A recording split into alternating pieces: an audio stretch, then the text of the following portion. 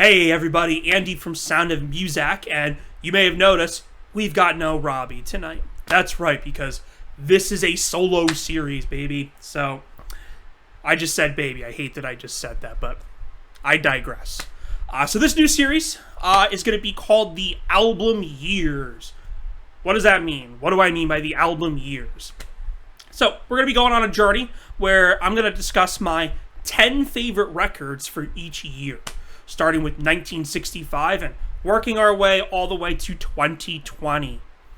Of course, although this series ends in 2020, we will continue this for subsequent years. So, of course, when we get to the end of this year, I will talk about my 10 favorite records that were released in 2021. But this series will not end by the time we get to the end of this year. So, I just wanted to point that out. But this again will be going all the way to 2020. I've been wanting to do this series for a long time now. Rob's known about this, of course. And what I'm really excited about going through this journey with you guys is I get to talk about the music that I don't get to really talk about all that much. That's including, my friend group, my family, even my own fiance, every group of friends I have. We almost talk about the same music, and there's just so many different kinds of music and, different genres and records, blah, blah, blah, that I'm into that I've always wanted to have the opportunity to talk about. So, this is going to be the way to do that. I'm really stoked. Plus, it's your guys' way to see that, yes, I do listen to other music besides David Bowie and King Crimson. So just a few things before we really get into this. For starters, Rob and I have talked about rateyourmusic.com throughout, and I will be using my Rate Your Music page sort of as an extension to this series. So I'll have my Rate Your Music page in the link below. My username is Andy Muzak. And what I mean by an extension is for this video, or if you're listening on audio, I'm only going to talk about my top 10 favorite records. But if you check out my Rate Your Music page, you're going to see my list for each year sort of ongoing. So even at the time of this recording, you'll see on my Rate Your Music page 10 additional records in my 1965 list, okay? And my goal one day is to have 100 records for every single year. And keep in mind that even after this video, my order might change slightly, but it could change. So that's my little disclaimer. So again, that will be in the link, rateyourmusic.com. My username is Andy Muzak, and in addition to my top 10, you will see other favorite records that I love for every year that we talk about. Excuse me. It's very late tonight. I want to give a little shout out to the Listography music channel. I'm going to have their YouTube page in the link down below as well. And I'm giving them a shout out because they were a big inspiration for this particular series. I've been watching those guys for about a year now. And just they do great stuff there, and I've come up with several ideas myself through their channel. So check those guys out, Listography. This series will be available on podcast platforms as well. Rob and I do the discography discussion series, both on YouTube as well as whatever podcast you listen to, and this series will be the case as well. Alright, I think that's all you need to know as far as that. Quick overview of how each of these episodes are going to work is I'm going to give you a brief overview of each year we're talking about. I'm going to give you my 5 honorable mentions for each year. So this is a top 10, but I'm going to give you 5 honorable mentions. I'm just going to list the records. I'm not going to give you really my feelings about them. Just an honorable mention. As far as the top 10 goes, I'm going to give you a brief overview of why I love the record. And the reason why it's going to be brief is because any artist is up for grabs as far as discography discussion goes. So we could be doing a series on any of these artists in the future. So that's why I don't want to make this a elaborate thing, unlike the discography discussion. For each record, I'm going to give you my favorite song off the record. There will also be a Spotify playlist that I will post in the link below that's going to have my 10 songs. Favorite track off each record we talk about today. So there will be a playlist for every single one. That playlist will be called 10-4-65. I will also be giving a rating for each record out of 5. Yes, I do 0.5s as well. So I have records here in my top 10 that are in the 4s, the 4.5s, and the 5s. Yes, we've got a couple 5 out of 5s for this year. And then finally, one more thing. The higher we get on the list, the more elaborate I will get. I know I just got done saying that none of these will be elaborate explanations, but my number 1 and 2 will be compared to the rest of the list. Enough, I babbled on, so let's get into it. 1965.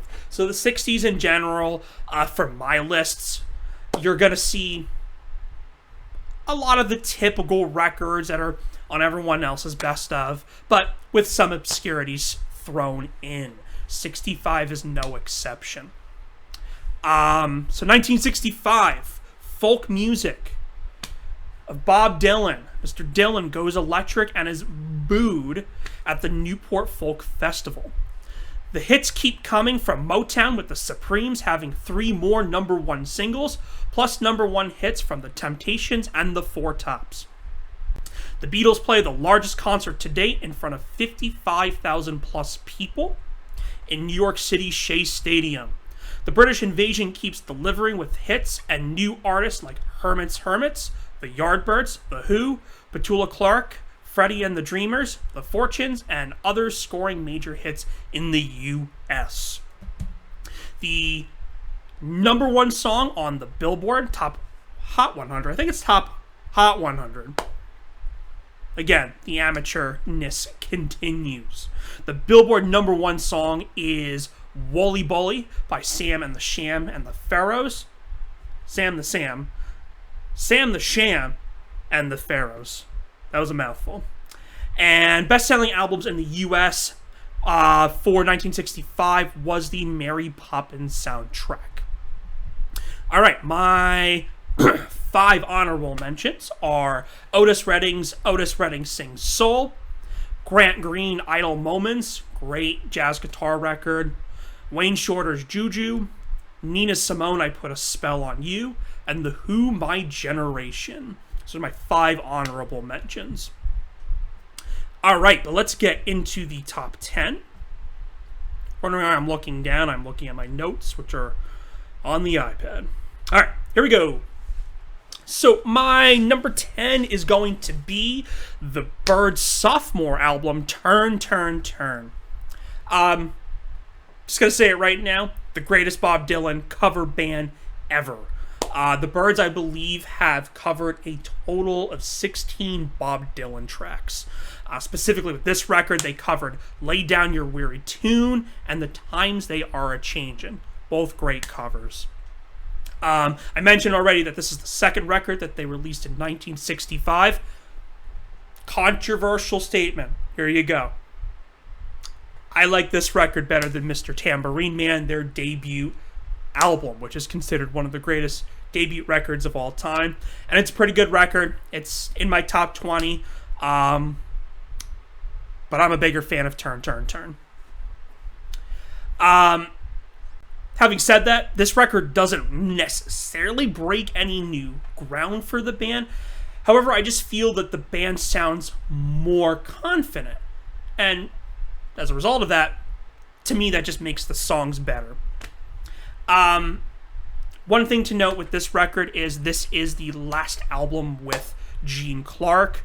Gene Clark would go on to not only have a pretty critically acclaimed solo career, but he would pop up again on and off with the Byrds on subsequent records. But this is the last full length that he was on which is a shame because his songwriting is really just starting to mature with songs like Set You Free This Time and If You're Gone, which are my two favorite tracks off the record. I give this album a 4 out of 5, and my favorite track off the record is one of the songs I just mentioned, Set You Free This Time.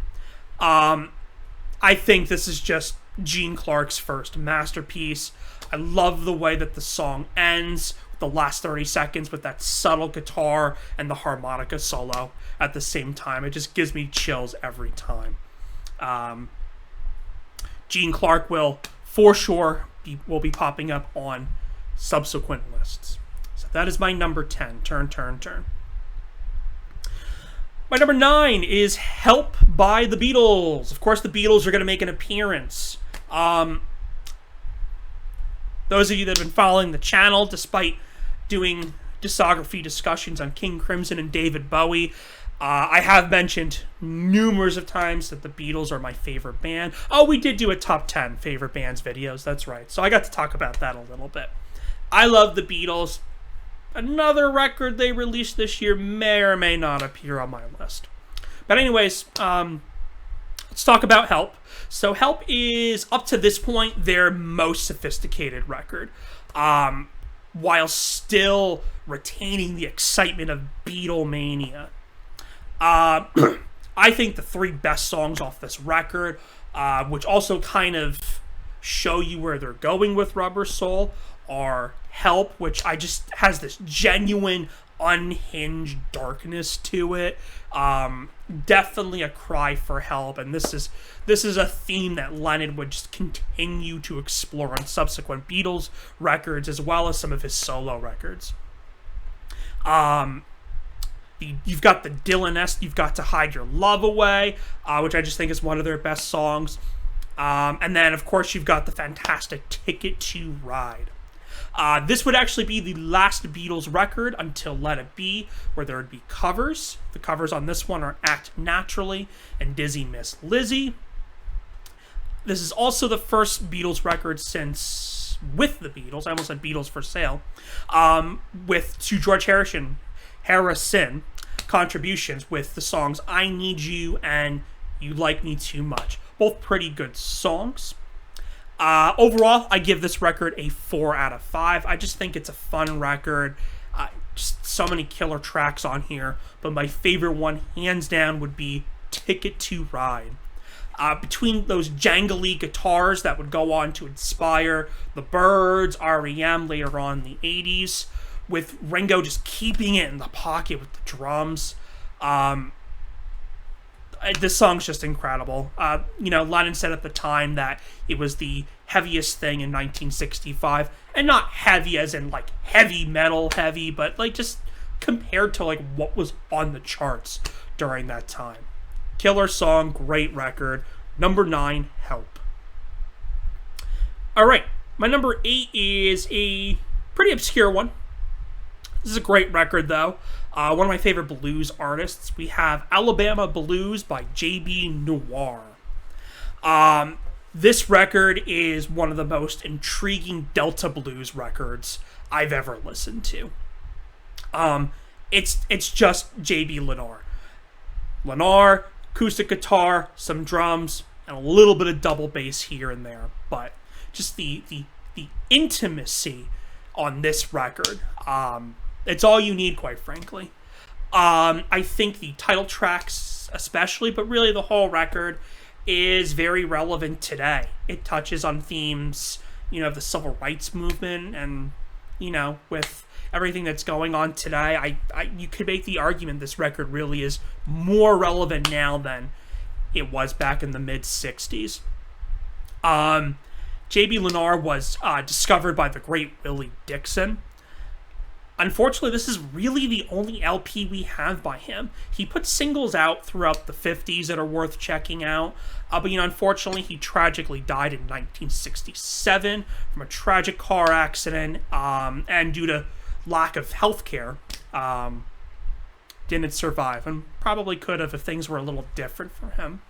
Like I said, there's a few singles that are worth checking out, and I believe there's also a few posthumous releases as well that were released a few years later after his death. But yeah, this is a great record if you're a big fan of the blues, especially during this time period.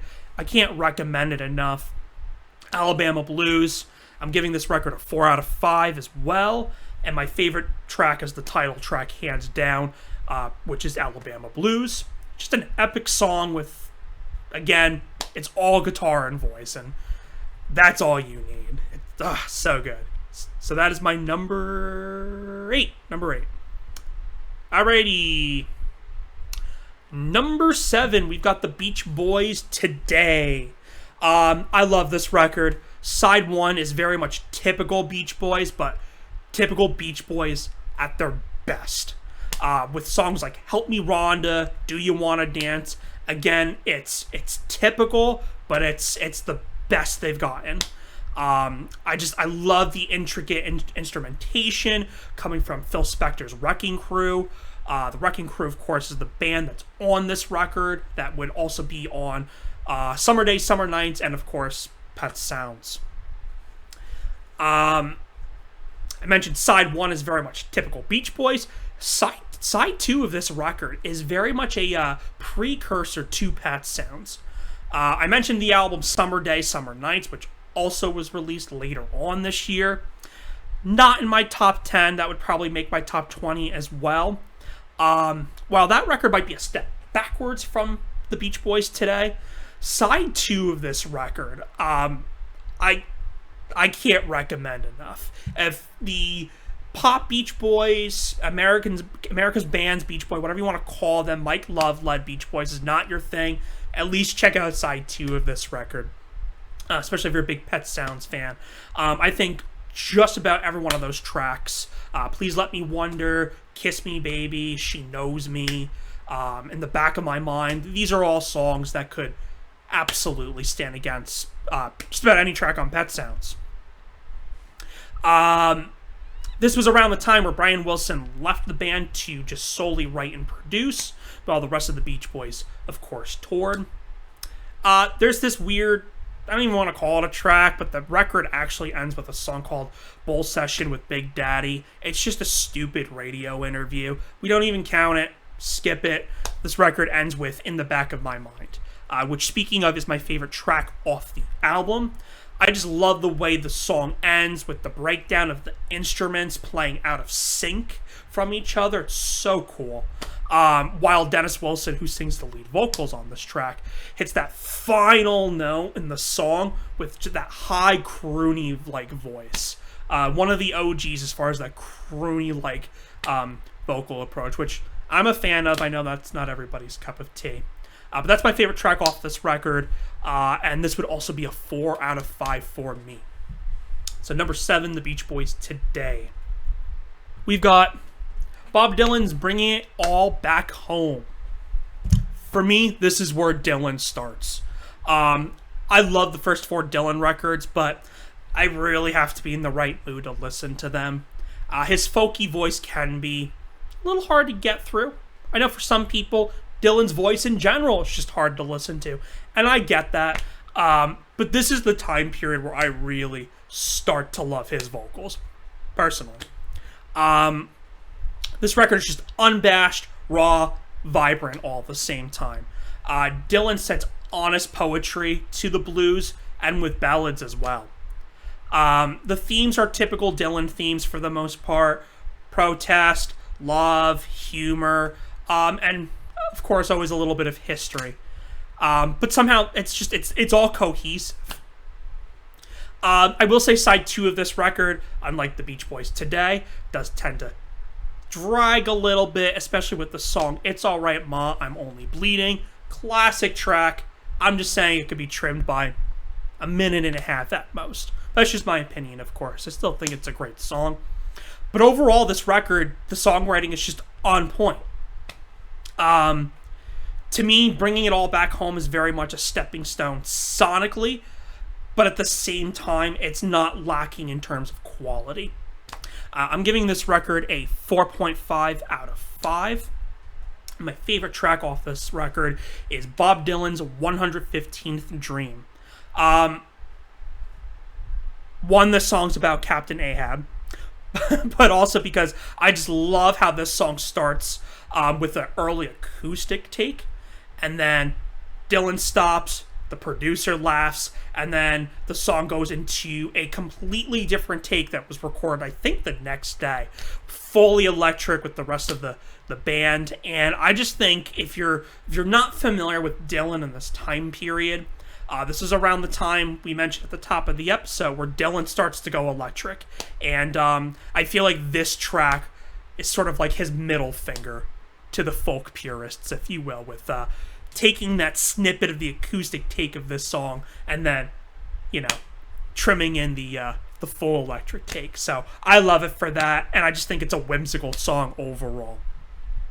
So that is my number 6, Bringing It All Back Home by Bob Dylan. My number 5, we're back to the Beatles with Rubber Soul. I don't really have too much to say about this record. So much has been said already. It's hands down their best of the pop records. I mean, all their records are poppy, obviously, but out of this period of the Beatles, this record is just the culmination of the best hooks and songs from the first 5 Beatles records, all into one. So everything that was great about the first 5, it's all on Rubber Soul. But having said that, this very much serves as a transitional record as well too, with what's to come with records such as Revolver and really beyond the rest of the Beatles career, which would really only be another 5 years. I love this record. My favorite track hands down is In My Life. It always has been.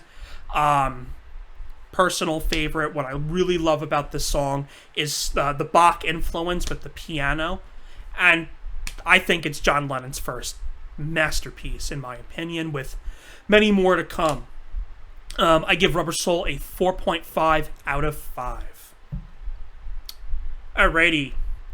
So, number 4, we have Pastel Blues by Nina Simone. I mentioned her other 65 release, I Put a Spell on You, as an honorable mention. She's another one that had 2 releases in 1965. And for me, it goes to Pastel Blues, and I think for a lot of people it does too. She just sings the hell out of the blues, bottom line. I know her song, her voice, isn't for everybody, but she can sing the hell out of the blues, the hell out of jazz, and the hell out of gospel and R&B. And just the feeling that she has with her voice, it's unlike anybody else, especially during this time period. Compared to prior albums, this is a very stripped down record. Really, it's just Nina, piano, a little bit of strings, but that's about it for this record. And that's kind of the common musical theme of 1965 is whether we're talking about folk, blues, jazz, rock. This time period where music was very stripped down. Unlike next year where we get into the psychedelic scene. To me, the 2 tracks that are essential off this record is her reading of the magnificent Strange Fruit, which of course is a mournful call to the Civil Rights era. While I think the Billie Holiday version is the superior version, you can make the argument that Nina's version of Strange Fruit segued into the closing track, Sinner Man, might be the definitive version. I can't listen to her rendition of Strange Fruit without following suit with the closing track, Sinner Man. Sinner Man is just this tour de force about a sinner attempting to hide from divine justice on Judgment Day. It's just a killer tune. This is a song you're like, this was released in 1965. It's incredible. It really is. And it's my favorite track off the record. Like I said, it's the furthest sounding thing in 1965. But like I said, the way to listen to this song is Strange Fruit into Sinner Man. This is a great record. This is another album I'm giving 4.5 out of 5 or 4.5 out of 5. So that is my number 4. Alrighty, probably the other obscurity on my list would be Jackson C. Frank's self-titled album, Jackson C. Frank. Simply put, this record is just sublime. It just has this honesty to it. It's raw, but sweet at the same time. I was hooked the second when I heard this record with its opening track, Blues Runs the Game. Such a great song, which has been covered by several other people. The guitar switches throughout this record from simple chords, but to more complex picking, guitar picking that is. Very reminiscent of Dylan, again during this time period. Interesting enough, this album was produced by Paul Simon. And if you're familiar with Jackson C. Frank's story, he was a very introverted guy. But not only was he an introverted guy, he had just a plethora of mental health issues. I believe not even 2 years later, he was diagnosed with schizophrenia. And as a result of that, this was his only record. Paul Simon, I mentioned, produced the album, and Frank was just so nervous that he had to have screens all around him in the studio. So Paul Simon couldn't even see him while Frank was recording the songs. But I believe these songs were recorded in like a 6-hour session or something like that at least. I'm sorry, a 3.5-hour session. This is why we have notes, guys. Like Bob Dylan, Frank just commands these songs forcefully, but the difference is he sings. So if you're not a fan of Dylan's voice, like we just talked about, but again, the aforementioned Paul Simon, if you're a fan of Simon and Garfunkel, you will like Jackson C. Frank. Every song on here is incredible, but if I had to pick one, my favorite track off the record is a song called I Want to Be Alone, parentheses, dialogue. I think in some track listings, it's just called dialogue. This is my favorite song because the lyrics are just so haunting, but simple at the same time. I'm fascinated with his guitar playing. It's so odd the way he finger picks. I'm sorry. It's just like unlike anything else I've heard, at least. So, great track, dialogue, and this record for me, this is a 5 out of 5. This is a record I've always been familiar with, but in preparation for this series, this is one I've really just got into and have gone back to since. So this is our first 5 out of 5, which means if this is number 3, number 2 and 1 will also be 5-star records. Alrighty, so here we go. Number 2, we have Highway 61 by Bob Dylan. So like Nina, like the Beatles, the Byrds, who am I missing? The Beach Boys, Mr. Dylan, Mr. Zimmerman, also had 2 records released this year. Bringing it all back home was very much a partial start to the electric Dylan with that side 2 specifically. But Highway 61 were full electric. This record is bluesy, driving, but just has this majestic big sound to it. But while keeping that pure simplicity that makes Dylan great. It's all about the feel. It's not a technical record, but you feel the emotion in the music. I'm just going to go ahead and say it, including his voice. And speaking of Dylan's voice, while we've alluded throughout this video that it may not objectively be great, I dig his vocals throughout this period. Especially with, songs like a Rolling Stone, Desolation Row, the closing track, and really just everything in between. Just the way he just enunciates and the way he delivers certain words and phrases. It's unlike anybody else, in my opinion. Speaking of like a Rolling Stone, despite the fact that it's one of the most iconic songs of all time, it's one of those songs that I could do without hearing ever again. That's something Rob and I talk about a lot. So much so where when I listen to this record, I will sometimes just start with the next song, and still get a great experience listening to the record, skipping like a Rolling Stone. But it's still a great song. It's essential, and everybody's covered it. I love track 3. It takes a lot to laugh. It takes a train to cry. I just love that barrel house piano throughout. You have a song like Ballad of a Thin Man, which just has this horror-like feel. You've got the great Al Cooper on organ piano on this track.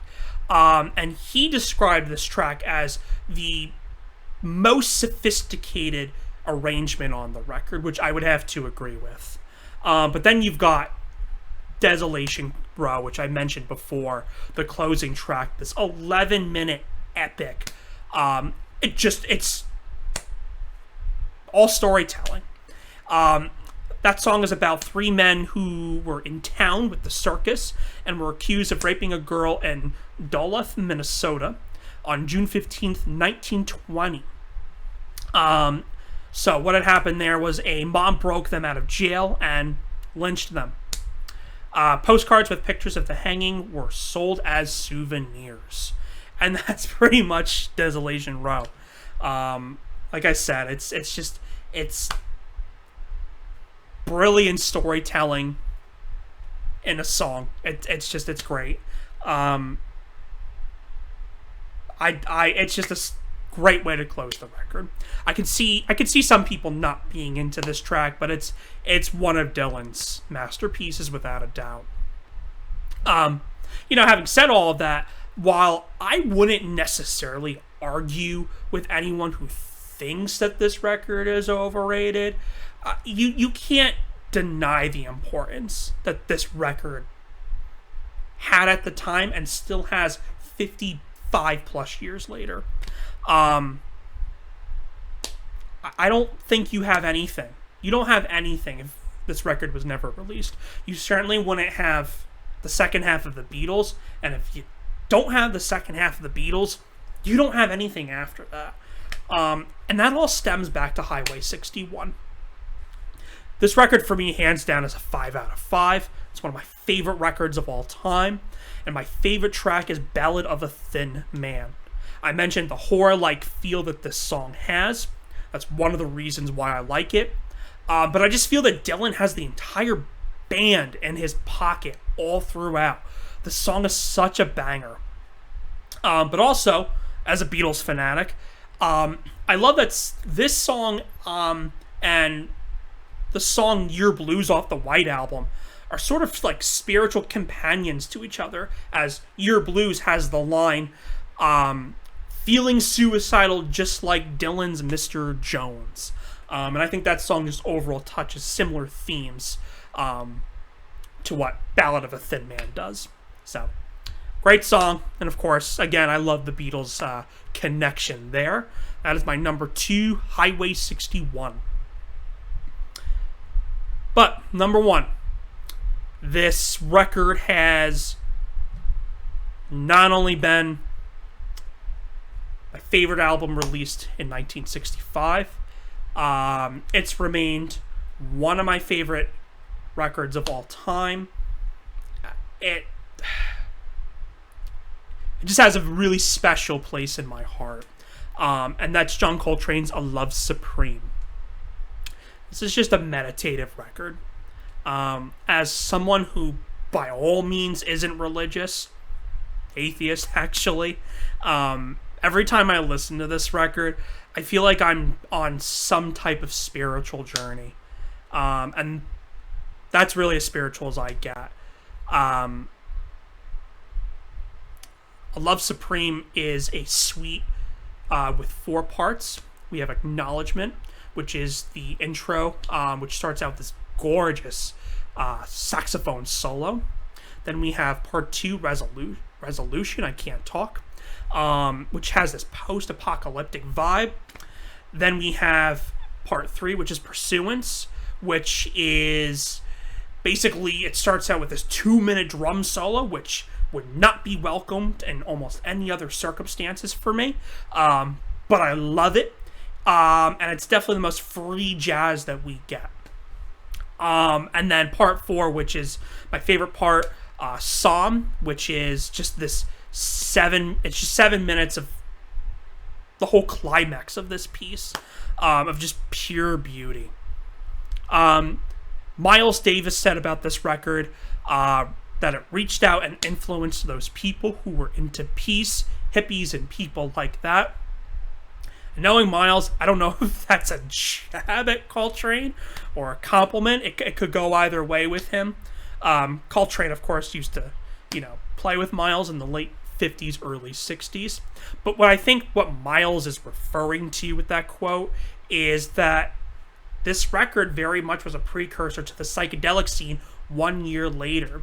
A record that comes to mind specifically is the Byrds' The Fifth Dimension. With the great track 8 Miles High.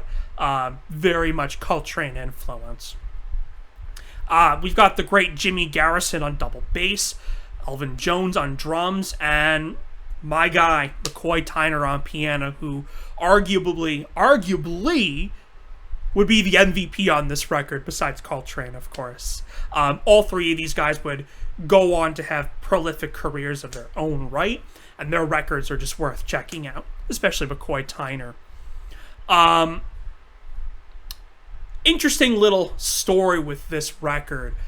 I've mentioned on the channel before that I'm a teacher, and a couple years ago, when I used to teach 3rd grade, each grade level for Black History Month, we did a theme. So one of the grades did Black actors, another grade level did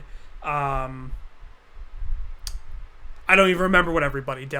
But I can tell you what we did. We did Black musicians. Of course, that was my idea. My one coworker did Prince. Another one did Stevie Wonder. Another did Whitney Houston, I believe. But I chose John Coltrane. And I knew that was going to be a risky choice on my part, picking Coltrane to represent our class. Because how do you make John Coltrane relatable to 3rd graders in, this would have been 2019, just before we shut down for the pandemic. And it was this whole thing. We did a door decoration, so I had pictures of Coltrane, some of his records, and my kids were not excited when I first said that John Coltrane was going to represent our classroom. So they're like, who's John Coltrane? But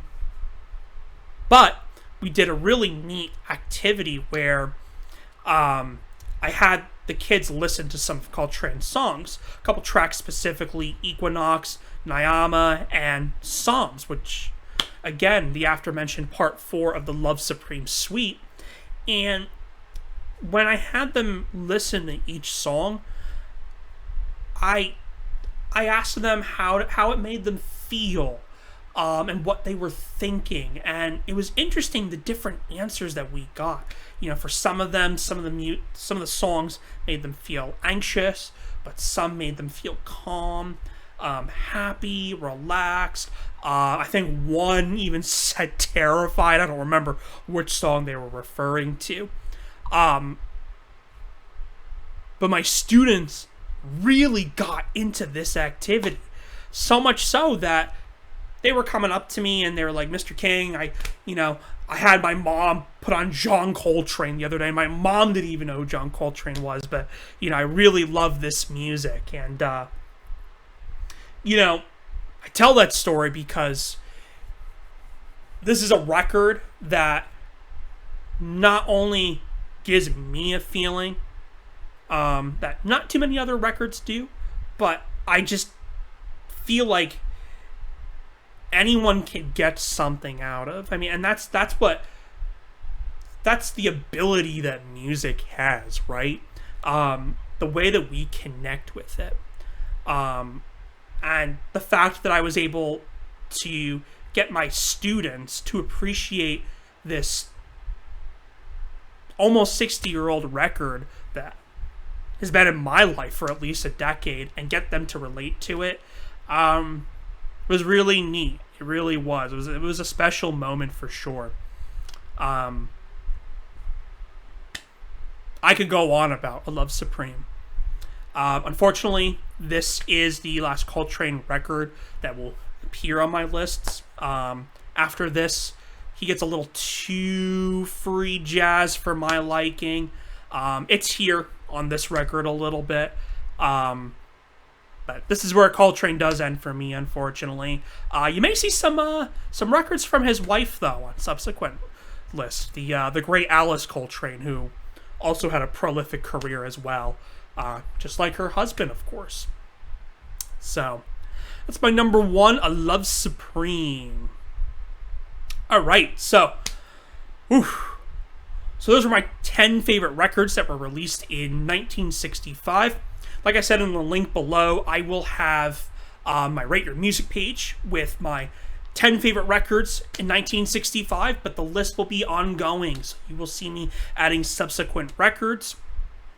Again, we are also on all podcast platforms: Spotify, Pocket Cast, Apple Music. And yeah, I hope you guys enjoyed this one. I'd love to see some comment action down below. I got to get better at responding to comments myself. I really hope you guys enjoyed this list. I put a lot of work into putting this together. Tons of research, hours of listening, which I'm not complaining about. But I really did put a lot of work into this. So, just leaving a like, again, a comment would be greatly appreciated. And I will see everybody next time for 1966. Peace, guys.